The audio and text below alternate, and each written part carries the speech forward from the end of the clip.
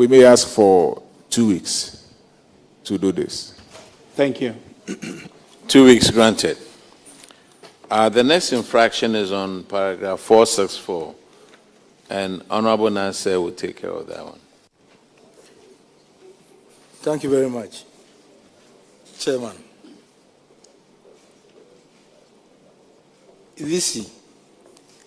This Honorable Chair, yeah. This is about staff who receive some benefits which they were not entitled to because of the grades they were on. Sure.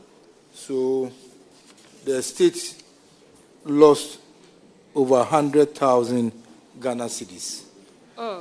Please, I would like to find out, have you been able to recover these amounts from these individuals? Thank you. The Director of Finance will take this. Thank you, Honorable Chair.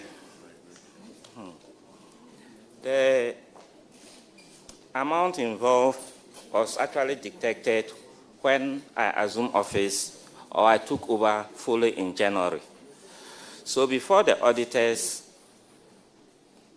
came for the 2024 audit, we had already written to GTEC for a stoppage and the necessary action. So in February, a letter went to GTEC. In March, GTEC also wrote to Controller, and Controller effected the stoppage, and per what Controller communicated to us was the issue started from 2021. So they did a retro net dating back to 2021. And that is the stage of action that was taken so far.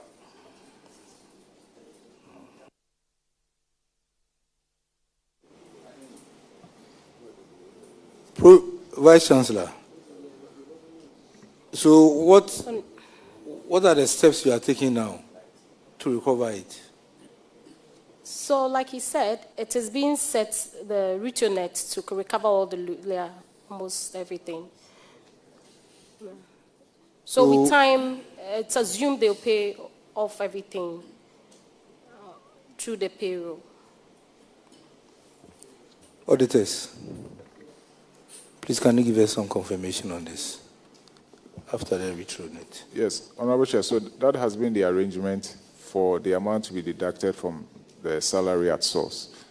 And so far, from the evidence provided, 18,094 has been recovered out of the 196,393.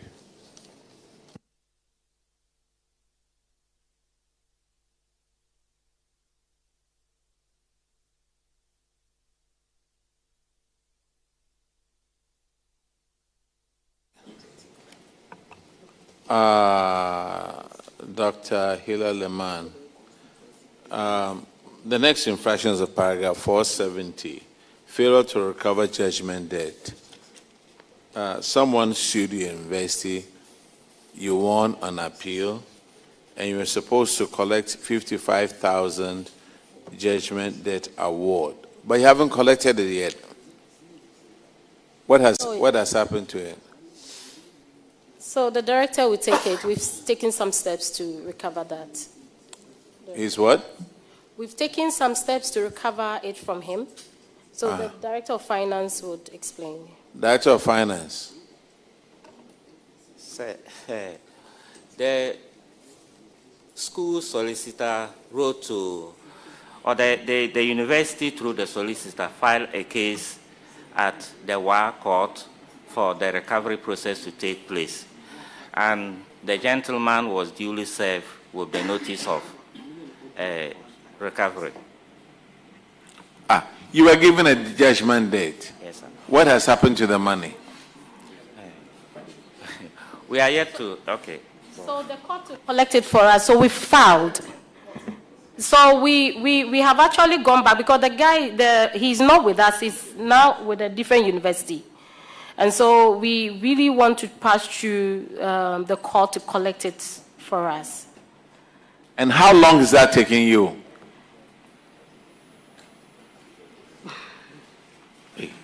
So give us just 3 more months. We will follow him because the guy in question has taken us back to court. So it's a very dicey thing, but we will follow up.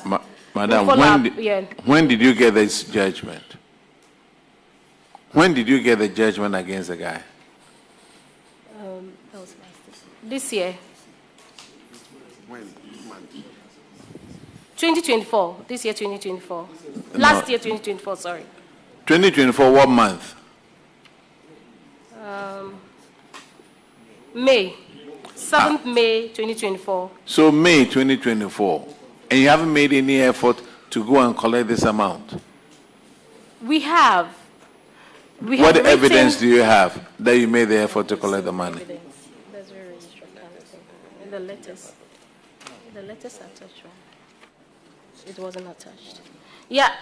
Unfortunately, we don't have the letter here, but we really have made some efforts.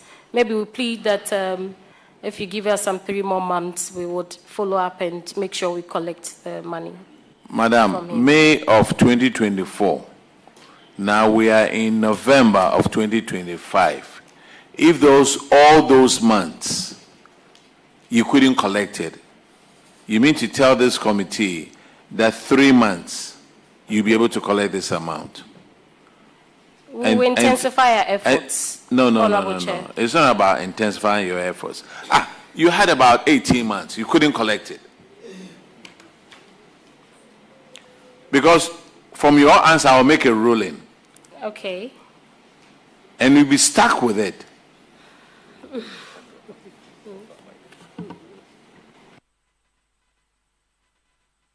So you say you wrote a letter? Yes, it's been written. You wrote a letter when? The registrar is supposed to really... that was last month. The specific date I don't really remember, but we wrote it last month. So after the ruling, you waited till last month before you wrote a letter? Actually, I am sitting in as a vice chancellor. I wasn't in then. So I am answering. I was just in office 5 months ago, and these issues were brought to my attention just when I started. So some of these issues are quite new. But I promise that if I'm given some time, I'll recover this money. Thank you. What about your financial office over there? Weren't you around? The same. I also started effectively this year. So everybody started this year. Wow. What about the other 2 gentlemen? Yes. Honorable Chair, we were around. I'm sorry? We've been around since the issue started. You've been around? Yes. Your position again? Acting Director of Internal Audit. Acting Director of Internal Audit? Yes, please. And you didn't make sure that this thing was collected? 55,000 Ghana cedis?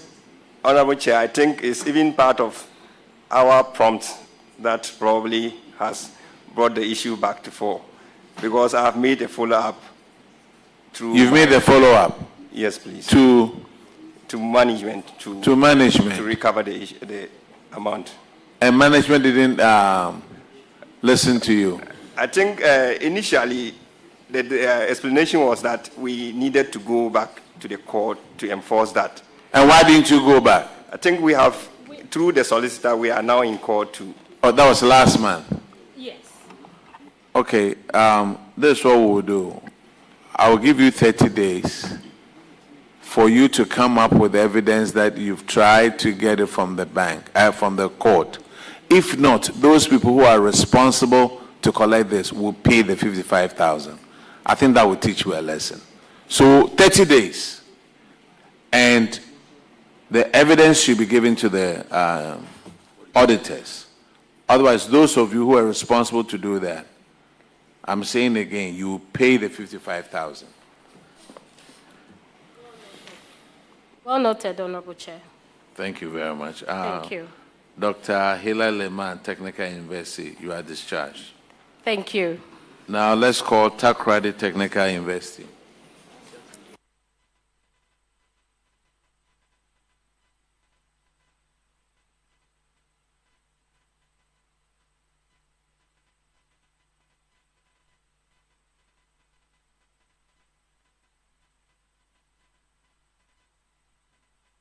Please, did you guys take the oath?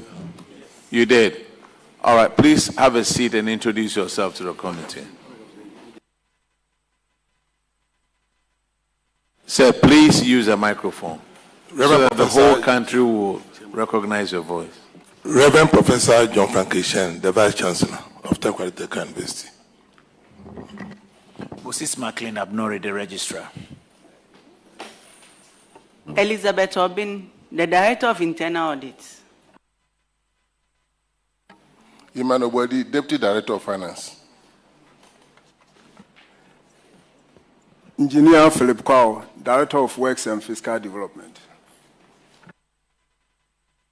All right. Honorable Akwesi Kunedu will handle the financials with you. Chairman, thank you very much. Reverend, welcome. Reverend, let me start with this one. What are social benefits for the technical university? When you talk about social benefits, what are social benefits? In your account, you have 300,000 for the year 2023, and you have 665,000 for this year 2024. Okay, I'll let the Deputy Finance Officer. Social benefits are scholarship that we pay on behalf of our students. We give students scholarship, and from the IPSAS structure that came, we are supposed to report it under that. So the money that was used to support students by way of scholarship is what is referred to as social benefit. Oh, okay.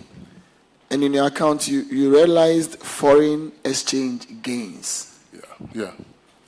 What foreign exchange transactions are you involved in? That there was that expectation for you to realize gains on them? We have a foreign account for our foreign students. We have foreign students that we admit, and they pay the fees in dollars. So at the end of the year, when you are preparing our account, we have to convert it to Ghana cedi.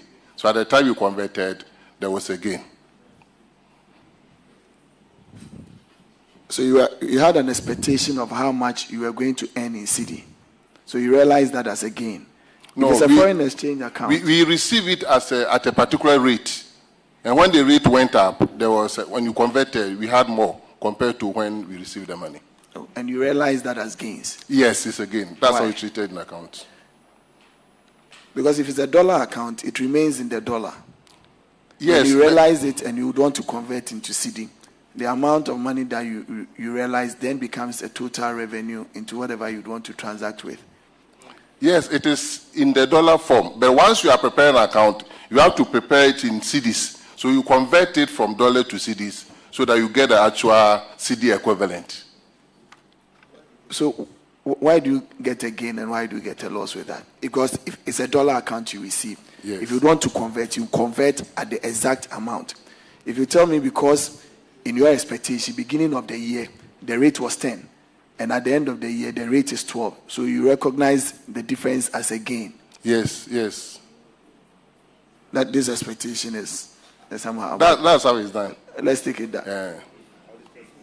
That's how it's done. Confirm. You want to come in on that? Okay, Zado. Yes, Honorable Chair, the reporting currency is in cedis. And so even if you have money in any foreign currency, you have to, at the end of the year when you are preparing the account, convert it into the cedi. And so in this case, at the time they did the conversion, the dollar has strengthened against the cedi, so they will have more cedi if they are converting. They will have more cedi. And so because of that, it is a gain to them. It is more or less like they are getting more in terms of cedi if they were to change the money into cedi. And so that is in itself is a gain. Though you may not see any kind of cash coming to them, but assuming they are converting it into the cedi, they are going to get more. So it's a gain to them. And they would have to report it as such in their accounts. Mr. Andrew, thank you. But however, you see, my challenge was, with what benchmark are you trying to do that? And that is the only thing. It's just a total revenue that ought to have been included either in their academic fees or what. But however, we'll take it like that because you don't know where you are benchmarking from. So Let's keep it that way. Your consumption of PPEs, that is your depreciation and amortization, reduced drastically from 5 million to 807,000. Is it that you've disposed of so many that there were no depreciation attached to those ones? Or what accounted for that? Because this is a huge reduction in terms of your amortization and depreciation. Thank you, Mr. Chairman. Prior to 2023, you were prepared an account based on cash basis. Now, when 2023 were asked to convert to IPSAS, you have to revalue all the assets. And when they revalued, the figure became huge. So when we applied the depreciation rate, it gave us the 5 billion. In 2024, we didn't acquire much assets. That's why the value came down. Oh, okay. And probably my last one would be on your compensation of employees. You increased about 25%, and that is on the expenditure side.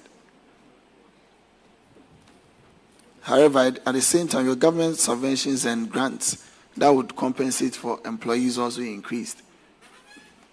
Why the two disparities? Is it that the first one, in terms of the expenditure line item, whether you were taking on more casual workers, and the second one, in terms of government subvention, were in terms of promotions and maybe upscale of staffs that you already had? Thank you, Chairman. The compensation you have here, you have two types. That one from the government, which is made up of the salaries that is paid to us, and the book and research allowance. That makes up the compensation. Now, internally, we also have certain allowances that is due staff as a result of their condition of service. We also have recruited the casual workers to help us, and part-time lecturers as well. And last year, too, we were giving some financial grant to make recruitment. That's account for the difference. Your current assets are increasing.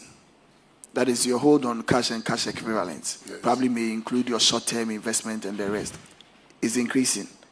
But when you look at your investment income, it halved. What is accounting for that? 4 million, you ended up at 2.8. Yes.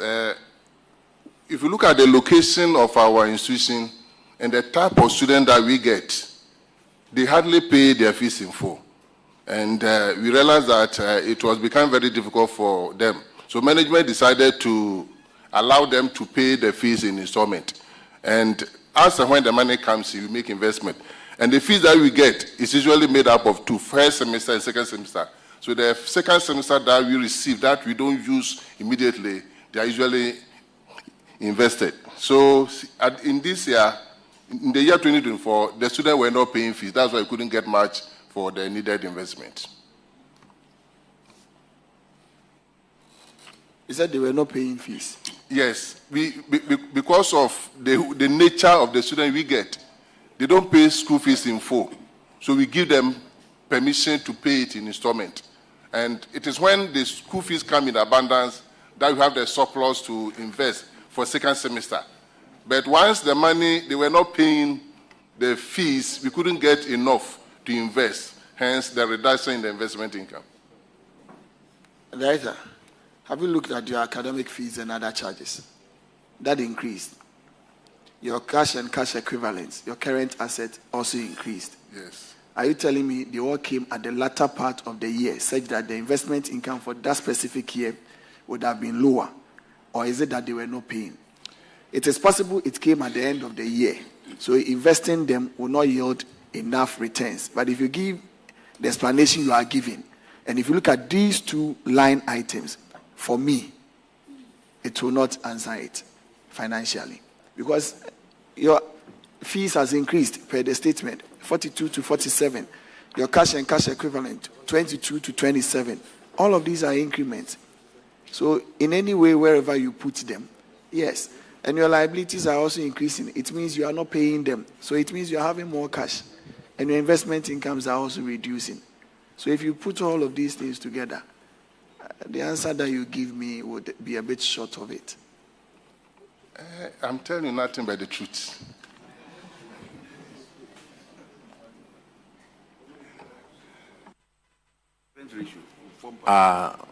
The infractions will start at paragraph 519, and Honorable Bauer will take care of that one. Thank you, Chairman. And the infraction relates to unserved bond. If I may ask, where is Mr. Brighto Drew? Mr. Chairman, Mr. Brighto Drew is in Canada now.